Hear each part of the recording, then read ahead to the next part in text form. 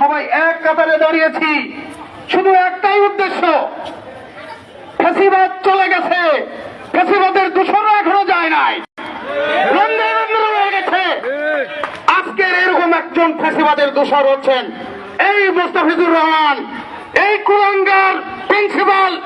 উনি জাতীয়করণের সম্পূর্ণ বিরোধী একজন মানুষ। এই জাতীয়করণের বিরোধী হওয়ার কারণে আমরা সবাই বঞ্চিত। আমরা যারা স্টুডেন্ট, অভিভাবক, আমরা যেমন বঞ্চিত, এখানকার শিক্ষক কর্মকর্তা কর্মচারীরাও বঞ্চিত। তাই সমস্ত বাচ্চা কাচ্চারা সেখানে লেখাপড়া করতে পারে। আজকে বগুড়ার 5,500 বাচ্চা এখানে পড়াশোনা করে। এখানে আমাদের শ্রদ্ধেয় শিক্ষক যারা আছেন, কর্মকর্তা কর্মচারী যারা আছেন, তারা যেন খালি হাতে ফিরে না যান।